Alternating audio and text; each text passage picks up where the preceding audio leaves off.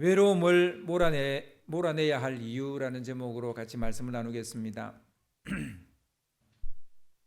우리 시대, 우리 사회가 앓고 있는 고질적인 병을 가장 예리하게 진단하고 있는 사람들은 누구일까요?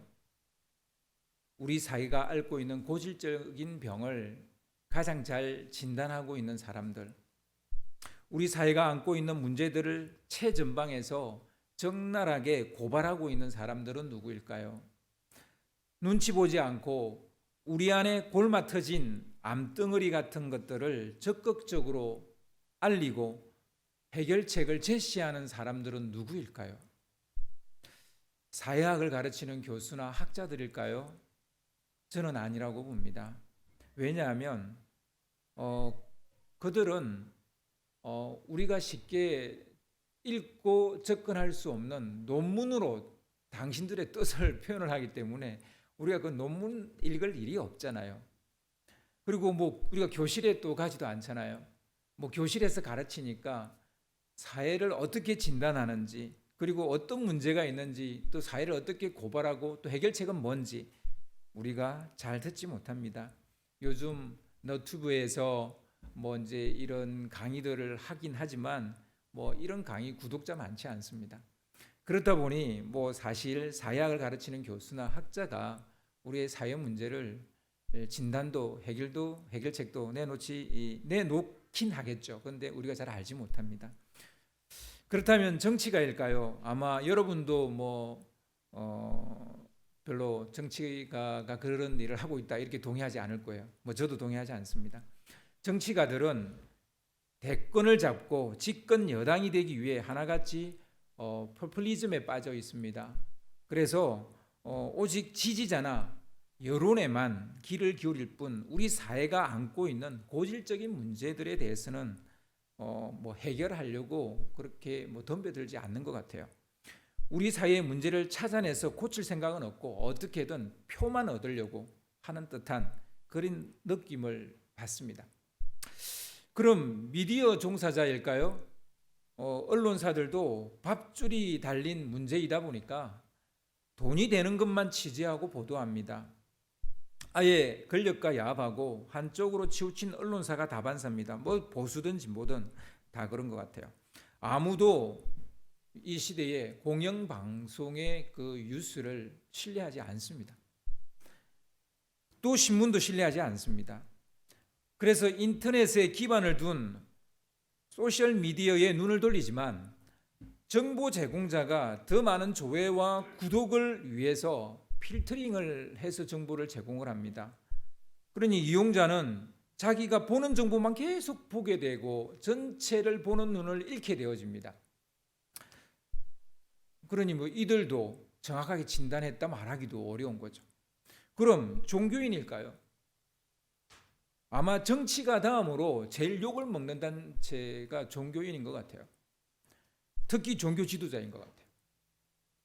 종교인들도 종교적 프레임이나 교파적 교리 카테고리에 갇혀서 우리 사회의 병을 어루만지기는커녕 또 하나의 해악적인 존재로 여겨지고 있습니다.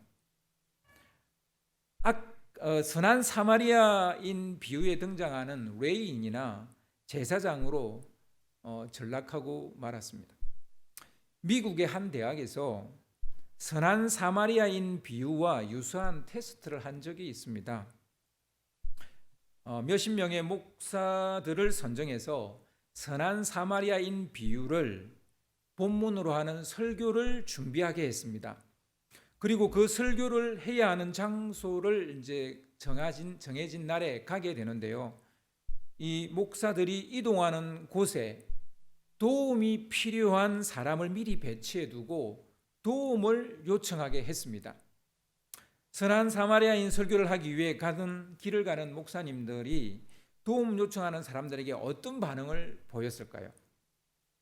대부분 설교 시간에 맞추어서 갔기 때문에 도움을 요청하는 사람들의 요구를 들어주는 이가 한 사람도 없었다는 거 아닙니까? 선한 사마리아인 설교를 하러 가는데 자기에게 도움을 요청하는 사람에게 도움을 준 목사가 아무도 없었다는 거예요.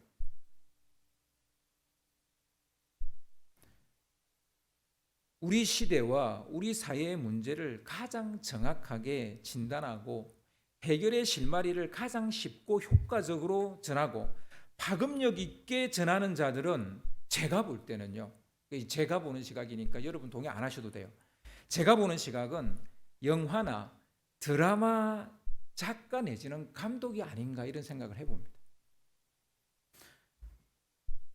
물론 모든 드라마와 영화가 다 그렇다 얘기하기는 어렵습니다. 그래서 모든 영화나 드라마를 다 볼 필요는 없어요. 하지만 사회적 이슈를 다룬 드라마나 영화는 볼 필요가 있습니다. 우리 자신을 돌아보게 만들기 때문이에요. 막장 드라마는 시간의 존벌레입니다. 뭐 이런 거 볼 필요 없어요. 그리고 뭐 때리고 부수고 뭐 이런 영화 볼 필요 없습니다. 지난 주간에 지금 우리 학교는 이라는 드라마를 봤어요. 아까 규빈이도 봤다고 충격을 받았다고 그 이야기를 저한테 하더라고요. 오징어 게임보다 더 빠른 속도로 전 세계 넷플릭스 시청률 1위를 장악을 했어요. 그러니까 얼마나 이슈성이 있나 해서 제가 열심히 검색을 해보았습니다. 이슈가 있다라는 걸 제가 확인하고 1.5배속으로 해서 정주행으로 제가 봤어요. 내 시간을 잡아먹는 하마가 되면 안 되니까 보통 이런 식으로 검색을 하고 이제 몰아서 영화나 뭐 드라마를 이렇게 보는 편인데요. 또 그것도 이제 1.5배속 내지 조금 더 빠른 배속으로 이렇게 보는 편인데, 뭐 시간 때우기식 뭐 시청 뭐 이런 건 저는 싫어하기 때문에 이제 뭐 이런 식으로 이제 영화나 드라마를 봅니다. 이 드라마가요 총 12회로 되어져 있어서 시간 부담을 느꼈어요. 이 시간 동안 제가 이제 이거만 봐야 되니까 마음의 부담이 되게 컸는데, 그래도 이제 보고 난 다음에 보기를 잘했다 이렇게 생각을 했습니다. 이 드라마는 좀비 드라마예요. 좀비 드라마. 우리나라는 세계에서 좀비물을 제일 잘 만드는 나라 중에 하나입니다. 뭐 나라 중에 하나가 아니라 그냥 나라입니다. 우리나라 제일 잘 만들어요. 영화 부산행 이후로 좀비물 만들기만 하면 다 대박이 났어요. 뭐 대박 안 난 좀비물이 하나도 없어요. 어떤 칼럼니스트는 우리나라를 좀비 공장이라고 약간 비꼬듯이 글을 썼더라고요. 뭐 일부분 인정을 하지 않을 수가 없었습니다. 우리 사회가 좀비 세상과 다를 바가 없기 때문에 이런 영화를 만들어낼 수 있는 거예요. 너무 좀비와 딴 세상인 나라에 있다면 이런 영화 만들어내지 못할 거예요. 우리나라가 그러니까 이런 영화가 만들어지는 거예요. 좀비의 특징은요, 소통 없이 만나는 대로 물어뜯기만 하는 거예요. 그렇게 물어뜯으면 물어뜯긴 사람은 또 누군가를 물어뜯는 거예요. 지금 딱 우리나라의 모습이에요.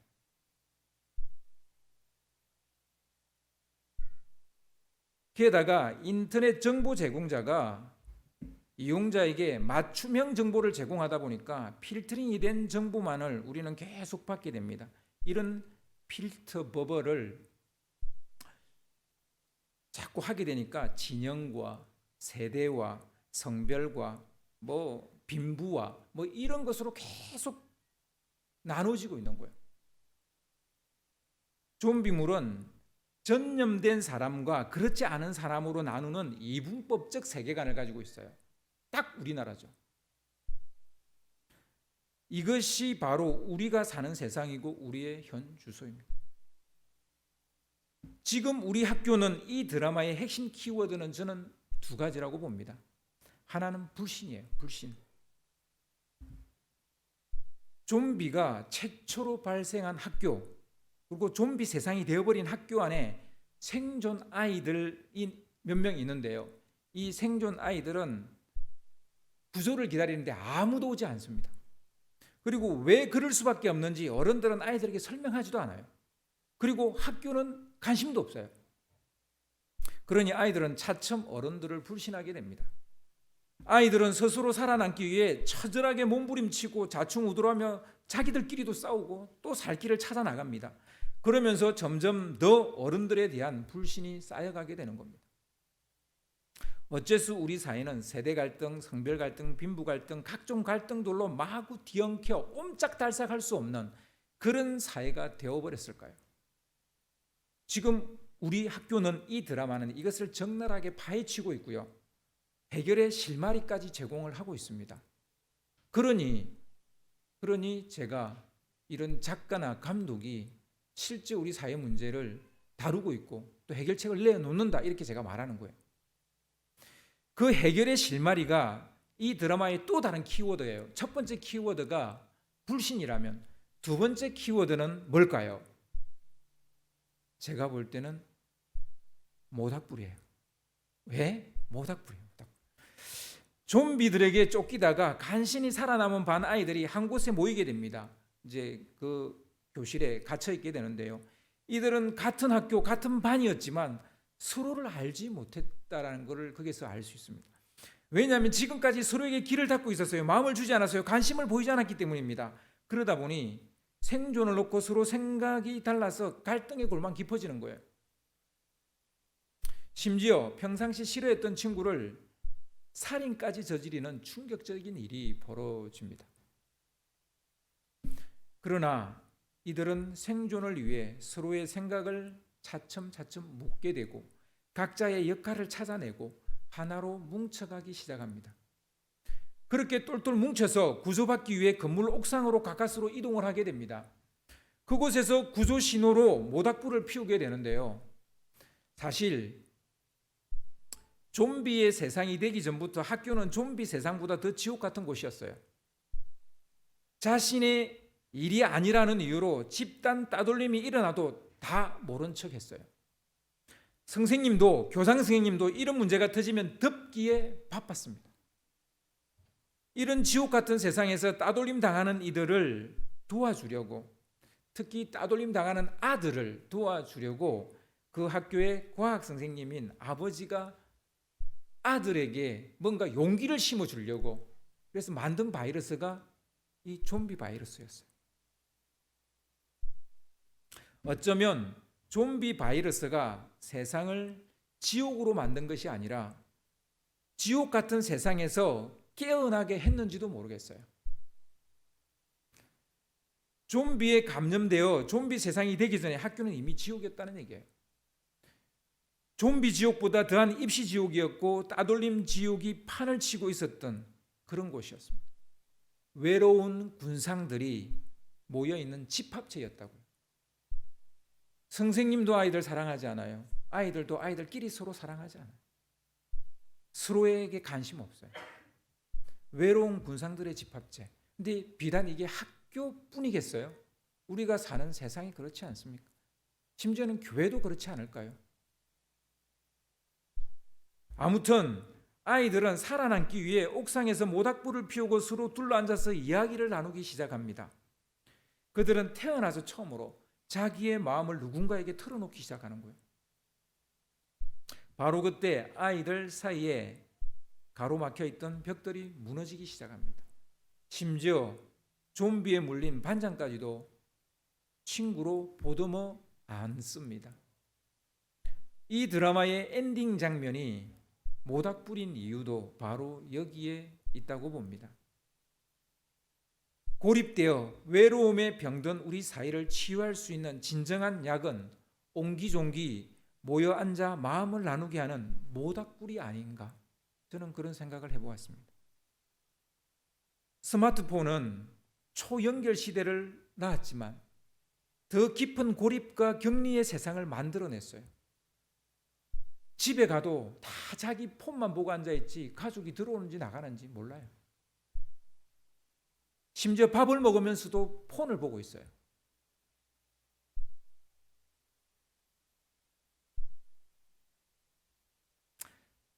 아날로그 감성의 대명사, 저는 모닥불이라고 봅니다. 이제 스마트폰 집어 던지고 모닥불 앞에 모여서 서로의 얼굴을 마주보고 이야기 나눠야 할 때가 아닌가, 이런 생각을 해보게 됩니다. 코로나가 고립과 격리의 세상을 만들었지만 도리어 코로나로 말미암아서 얼굴과 얼굴을 마주하는 것이 얼마나 중요한 것인지를 우리가 깨닫게 된 게 아닐까 싶습니다. 오늘 본문은 잃어버린 것을 찾는 비유 시리즈 중에 마지막 비유죠. 대부분의 성경은 이 비유의 제목을 당자의 비유로 달아놓았어요. 그렇다 보니 확정 편향이 생기게 된 것 같아요. 사람은 누구나 어느 정도의 확정 편향을 가지고 있습니다. 확정 편향이 뭐냐면요, 자신의 신념이나 생각 따위와 부합하는 정보에만 주목하고 그 외의 정보는 무시하는 사고방식이에요. 그러니까 자기 생각에 맞는 것만 주목하고 자기 생각과 맞지 않는 것은 다 무시해버리는, 이게 확정 편향이에요. 이 확정 편향이 심한 사람과는 대화가 안 돼요. 앞뒤가 꽉꽉 막힌 사람처럼 보이죠. 근데 이 시대에 그런 사람들이 너무 많아요. 대화가 안 돼요. 자기 소리만 계속 하고 있는 거죠. 이런 확정 편향으로 성경을 보면 항상 보이는 것만 보여요. 보고 싶은 것만 보입니다. 제가 카톡에 올리는 성경 읽기의 그 2장을 제가 이렇게 늘 올리잖아요. 뭐 그거를 통해서 성경을 읽는 분이 저는 뭐 몇 분 있는지 모르겠지만, 아무튼 제가 제목을 다 없애버리고 올려요. 그리고 절도 다 없애버리고 올려요. 그냥 구별을 해야 되니까 장만 딱 적고 절 다 없애버리고 제목 다 없애버리고 올려요. 이유는 간단해요. 하나님의 음성 들으라는 거예요. 우리는 제목을 보고 성경을 읽기 때문에 그 제목 안에서 그 본문을 보는 거예요. 그러니 그거밖에 안 보이는 거예요. 그러니까 하나님의 음성이 안 들리죠. 누가 붙여놓은 제목만 보이는 거죠. 원래 성경은 장도 절도 없었어요. 당연히 제목도 없었어요. 장과 절 그리고 제목이 붙어 있으면 우리는 그 프레임 안에서 성경을 읽게 됩니다. 그렇게 알게 모르게 성경에 대한 확정 편향이 생기게 되는 거예요. 그런데 자기가 확정 편향이 있는지도 몰라요. 성경에 대한 확정 편향이 다 대부분 있죠. 말씀이 하나님의 음성으로 들리지 않고 이미 정해놓은 제목 안에서 이 말씀을 이해하고만 말아버리는 거예요. 그래서 하나님의 음성을 듣지 못하는 겁니다. 이 비유는 아버지의 속을 뒤집어 놓고 가출했다가 쫄딱 망해서 돌아온 둘째 아들 이야기죠. 아닌가요? 맞잖아요. 하지만 잃어버린 아들 때문에 애간장을 태우는 아버지의 이야기이기도 합니다. 또한 말을 잘 듣지만 속이 좁아서 동생을 받아들이지 못하는 큰 아들의 이야기이기도 합니다. 동시에 형제의 불화에 애를 태우는 아버지 이야기이기도 합니다. 누구의 입장에서 이 비유를 보느냐에 따라 우리에게 들려지는 메시지는 다를 수밖에 없죠. 그런데 우리는 항상 둘째 아들, 쫄딱 망했다가 돌아오는 둘째 아들, 그에만 초점을 맞추고 이 말씀을 보니까 그것만 보이는 거예요. 그건 이제 아니까 이제 재미없죠, 이 말씀. 그냥 건너뛰기 하는 거죠. 읽기는 읽는데, 눈으로 읽기는 읽는데 건너뛰기가 되는 거죠. 오늘은 특별히 아버지에 대해서 좀 이야기해 보려고 합니다. 물론 좋은 아버지라는 확정 편향부터 버리지 않는다면 우리는 이 말씀에서부터 우리는 생수의 물을 길어 올리지 못할 겁니다. 이 비유는 나쁜 아버지가 좋은 아버지가 되는 이야기예요. 처음 듣죠? 나쁜 아버지가 좋은 아버지가 되는 이야기예요. 물론 못나고 나쁜 아들들이 좋은 아들로 거듭나는 이야기이기도 합니다. 잃어버린 아들을 찾은 이야기이기 이전에, 형제보다 돈을 더 밝히는 아들들의 이야기이기 이전에 잃어버린 좋은 아버지상을 되찾는 아버지의 이야기이기도 하다는 거예요. 잃어버린 좋은 아버지상, 그것을 되찾는 이야기이기도 하다라는 것입니다. 이 아버지는 두 아들 모두에게 좋은 점수를 얻지 못했던 것 같습니다. 아들이 상속재산을 당겨받고 무조건 집을 떠나려고 했다라는 것은 아들의 문제이기 이전에 아버지의 문제라는 거예요. 아버지에게서 벗어나고 싶었다는 것은 아들 입장에서 보면 아버지에게 문제가 있다는 말입니다. 지나치게 아버지가 권위적이었거나 가부장적이었을 수도 있었겠죠. 매를 많이 들었거나 지나치게 고압적이었을 수도 있었겠죠. 아니면 너무 일방적이어서 말이 안 통했거나 뭔가 맞지 않는 것이 있어서 끊임없이 갈등과 대립이 있을 수도 있었겠죠. 아니면 일이 너무 바빠서 아들과 대화할 시간이 없었거나 같이 놀아줄 시간조차 없어서 서로 너무 서먹서먹했던 것 아닐까. 아무튼 아들은 아버지와 같은 지붕 아래에 있는 것이 숨조차 쉬기 어려울 정도로 힘들었던 것은 틀림없어 보입니다. 그러니까 무조건 아버지에게서 벗어나고 싶은 거예요. 집도 있고요, 가족도 있어요. 아버지도 있고 어머니도 있고 피부치 형제도 있어요. 그런데 이상하게 자기는 늘 혼자였어요. 아무도 자기의 마음을 알아주지도 자기의 말을 들어주지도 않는 거예요. 그래서 작은 아들은 자기도 가족들에게 관심을 끊어버리는 거예요. 서로 무슨 생각을 하는지 무슨 마음을 품고 있는지 서로 몰라요. 바로 이런 집구석이 지옥이 아니고 무엇이란 말입니까? 둘째 아들은 이 집구석에 있다간 숨이 막혀 죽을 것 같은 거예요. 도저히 이 집구석에 더 있을 수가 없으니까 상속 재산 땡겨받고 집을 떠나기로 마음먹는 거예요. 그냥 집을 나갑니까? 아이들이? 그냥 나가요? 그런 경우가 없어요. 다 비행청소년 되는 아이들이 집에 가정에 다 문제가 있는 것을 우리는 알고 있죠. 그럼 큰아들은 어떻습니까? 아버지는 자기 곁에 남아준 말 잘 듣는 아들에게 잘해줬습니까? 그것도 아닌 것 같아요. 동생이 돌아왔다고 송아지를 잡고 잔치를 벌이는 것을 목격한 큰아들은 배알이 뒤집혔습니다. 동생이 재산을 다 탕진했을까요? 뭐 꼭 그것 때문만은 아닌 듯합니다. 뭐 그것도 이유이긴 하겠지만 아버지는 이제껏 단 한 번도 나를 위해서 염소 새끼 한 마리, 내 친구를 위해서 염소 새끼 한 마리 잡아준 적이 있어요? 라고 말하지 않습니까? 망나니 짓을 하는 동생 때문에 기분이 상한 것인가요? 물론 뭐 아니라고 말은 못할 겁니다. 하지만 아버지 때문에 지금 큰아들은 더 화가 난 거예요. 저런 놈한테 잔치를 베풀어 주면서 나한테는 염소 새끼 한 마리 안 잡아줬다는 거예요. 그런 아버지가 미운 거예요. 큰아들도 아버지로부터 그 어떤 사랑도 받지 못했다는 얘기예요. 큰아들이 아버지로부터 충분한 사랑을 받았다면 동생이 들어왔을 때 어떻게 했겠어요? 너 잘 왔다, 빨리 들어와라 이랬겠죠. 자기도 아버지한테 사랑을 늘 못 받았다. 아버지하고 대화해 본 적이 없는 거예요. 자기도 아버지로부터 그 어떤 사랑도 느끼지 못했던 거예요. 잘한 것이라고는 하나도 없는 동생 걱정이나 하고 맨날 마을 어귀에 나가서 그 아들 들어오기만을 기다리는데 그게 맞득지 않는 거예요. 상거지가 돼서 돌아온 동생에게 잔치를 베풀어 주는 것도 싫은 거예요. 평상시에 아버지가 큰아들에게 잘해주고 사랑을 듬뿍 주었다면 이런 반응 보였겠습니까? 큰아들도 아버지 앞에서는 늘 착한 척 했죠. 말 잘 듣는 척 했죠. 하지만 한 번도 아버지와 터놓고 이야기한 적이 없는 거예요. 큰아들도 외롭기는 매 한 가지였다는 겁니다. 이 아버지가 잘못한 것이 있다면 그것이 무엇일까요? 아들들이 외로움이라는 병에 걸리도록 내버려 둔 거예요. 방치한 거예요. 여러분, 그냥 내버려 두는 것은 죄입니다. 외로움 자체는 병이 아닐 수 있어요. 여러 감정들 중에 하나일 뿐입니다.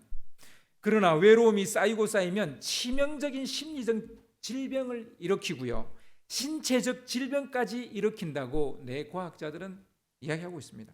그래서 굉장히 무서운 감정이에요.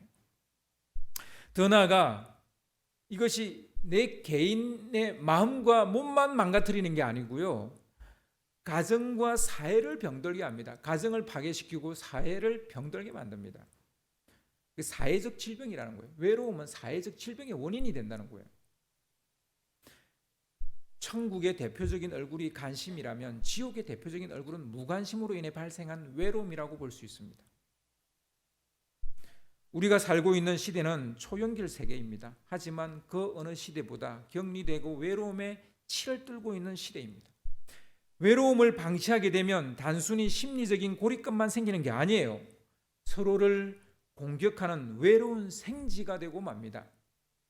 생지를 홀로 일주일 동안 우리 안에 가두어뒀다가 다른 생지를 그 우리 안에 넣어주면요, 외로움에 지친 생지가 새로 들어온 생지를 막 좋아하는 게 아니고요, 물어뜯어요. 그런 실험 결과가 나왔어요. 외로움에 지친 사람은 자기를 물어뜯거나 주위에 있는 사람들을 물어뜯게 됩니다. 이로 인해 가정이 파괴되고 사회가 병들게 되고 학교가 병들게 되고 교회가 병들게 되고 외로움으로 말미암아 각종 부정적인 감정들이나 악감정들이 싹트게 되고 공동체가 금이 가고 분열되기 시작하는 거예요. 그래서 외로움은 반드시 몰아내야 됩니다. 오늘은 외로움을 몰아내야 하는 이유 2가지를 여러분에게 짧게 이야기하고 마치려고 합니다. 첫째, 외로움을 몰아내야 행복이 찾아오기 때문입니다. 왜 외로움을 몰아내야 되냐면 외로움을 몰아내야만 행복이 찾아와요. 아버지는 작은 아들을 떠나보내고 나서야 깨달았습니다. 아들과 함께 했던 시간이 거의 없었구나. 저희 아버님이 제가 고등학교 2학년 때 돌아가셨는데요. 아무리 앨범을 뒤지고 뒤져도 제가 아버지와 찍은 사진이 단 한 장도 없더라고요. 등석 집사님 있습니까? 아버님과 단 둘이 찍은 사진. 네. 대부분 없어요. 이 땅의 아버지들 좀 고민하셔야 돼요. 이 땅의 아버지들 고민 좀 하셔야 돼요. 돈 벌어야죠. 근데 자기 자녀들하고 단둘이서 시간 보낸 적 있습니까? 그리고 보내면서 사진 찍어본 적 있습니까? 이 땅의 아버지들 회개하셔야 돼요.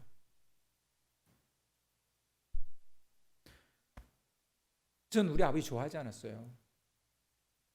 술만 드시면 엄마를 때렸어요. 그러니까 폭행하는, 제 눈에는 폭행하는 아버지였어요. 그리고 저를 단 한 번도 안아준 적이 없어요. 제가 그런 기억이 없어요. 우리 아버지가 저를 아주 어렸을 때 안았겠죠. 근데 제가 기억한 한도 내에서는 우리 아버지가 나를 안아준 적이 없어요.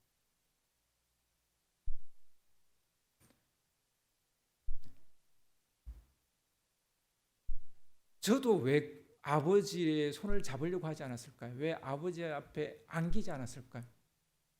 아버지가 떠나고 나니까 아쉬운 거죠. 곁에 있을 때 잘할 걸, 이런 생각이 떠올랐습니다. 뒤늦게 아버지는 매일 마을 어귀에 나가서 아들이 돌아오기를 기다립니다. 떠나기 전에 잘했었어야죠. 저는 이것을 아버지의 회개라고 말하고 싶습니다. 아버지가 회개한 거예요. 아들이 회개한 게 아니라 아버지가 회개했다고요. 아버지가 마을 어귀에 나가서 기다렸다라는 것은 내가 잘못했다는 거예요. 어서 돌아오라는 거예요. 내가 잘못했다, 돌아오라. 아들이 돌아왔을 때 잔치를 벌인 것도 회개하는 이들의 그 특징 중에 하나예요. 삭개오가 회개를 하게 되었을 때 잔치를 벌이고 세리와 죄인들을 모두 초대해서 막 먹고 마시고 즐거워합니다. 그리고 자신의 재산을 그들에게 나누어 줬습니다. 이건 회개의 대표적인 특징 중에 하나예요. 그렇게 돈 하던 삭개오가 그 돈을 나눠주는 거예요. 그러면서 너무 행복해하는 거예요. 너무 행복해하는 거예요. 아버지도 모든 재산을 다 탕진하고 돌아온 아들이지만 그 아들을 다시 볼 수 있다는 것만으로 너무너무 행복해합니다. 돈을 다 이런 거 따지지 않아요. 그냥 돌아온 거. 그 아들을 다시 볼 수 있는 것. 그것 때문에 행복해하는 거예요. 아들과 함께 먹고 이야기할 수 있다는, 그리고 잔치를 벌일 수 있다는 게 이게 행복한 거예요. 이때까지 한 번도 아들과 놀아본 적이 없어요. 이야기해 본 적이 없어요. 서로 속마음을 털어놓은 적이 없어요. 그렇지만 이제는 아닙니다. 아들과 모닥불 앞에 앉아서 밤을 새워가며 이야기하는 거죠. 더 이상 아들을 외로이 홀로 두지 않겠다는 거예요. 그것이 행복의 시작입니다. 외로움을 몰아내야 할 2번째 이유는 그것이 구원이기 때문이에요. 성경에 나오는 구원은 매우 다중적 의미를 가지고 있습니다. 구원도 우리가 약간 학적 편향을 가지고 있어요. 예수님을 믿고 영원한 생명을 얻게 된 걸 우리를 구원이라고 말해요. 이게 확정 편향이라고요. 성경은 이것만 이야기하지 않습니다. 물론 이것이 기본이에요. 그러나 성경은 이것만 이야기하지 않습니다. 죽을 고비에서 살아났을 때도 구원이라고 성경은 말하고 있고요. 도저히 빠져나올 수 없는 함정이나 시련 속에서 벗어났을 때도 구원받았다고 말합니다. 적이나 원수들의 그 소나기에서 벗어났을 때도 구원받았다고 말합니다. 혹은 질병이나 고통에서 벗어났을 때도 구원받았다고 말합니다. 사케오처럼 외면당하고 무시당하고 따돌림당하고 소외당하던 그 굴레에서 벗어났을 때도 구원받았다라고 말합니다. 소외당하는 것에서 벗어나는 것도 구원이에요. 관계가 회복되는 것도 구원이에요. 그래서 사실은 구원의 가장 좋은 정의는요, 관계 회복이에요. 이 비유에 나오는 두 아들과 아버지의 관계가 회복되어지는데 이것이 곧 구원이란 말입니다. 우리는 이 땅에서 이런 구원을 경험하지 못하고 영원한 나라로 들어가는 구원을 이야기하고만 있다는 거예요. 참 안타까운 현실이죠.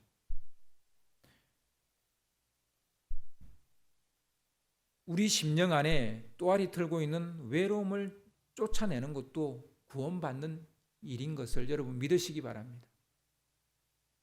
우리 가정 안에 또아리 틀고 있는 외로움을 쫓아내고 화목을 일구는 것도 구원인 것을 믿으시기 바랍니다. 이것도 구원이에요. 그래서 구원은 오늘 우리가 경험하는 겁니다. 아버지는 두 아들을 잔치 자리로 초대했어요.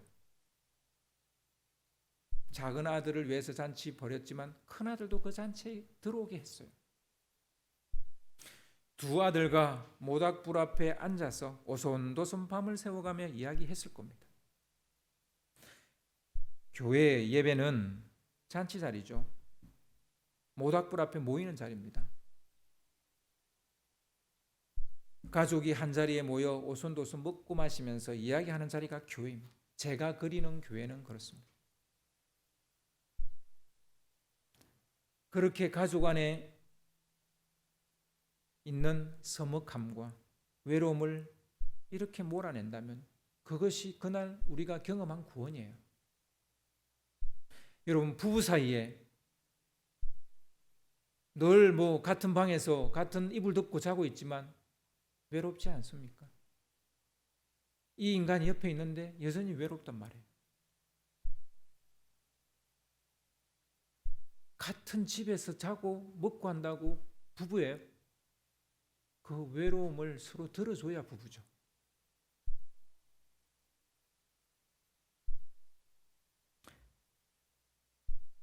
그것이 행복을 경험하는 일입니다. 그것이 구원을 경험하는 일입니다. 부부가 외로움을 서로 달래주고 그 외로움을 채워주고 사랑으로 채워주고 서로에게 관심을 보이고 그것이 행복이고 그것이 구원입니다. 그것이 우리 가정을 살리고 우리의 가족이 건강해지는 비결입니다. 여러분, 명절을 보내셨는데 그냥 가족들 얼굴만 보고 끝났어요? 아니면 정말 가족애를 경험해 보셨어요? 그럼 명절이 구원의 날이었습니까? 아니면 짜증나는 날이었어요? 명절뿐만 아니라 매일이 행복의 날이고 구원의 날이 되시기를 주님의 이름으로 축원합니다.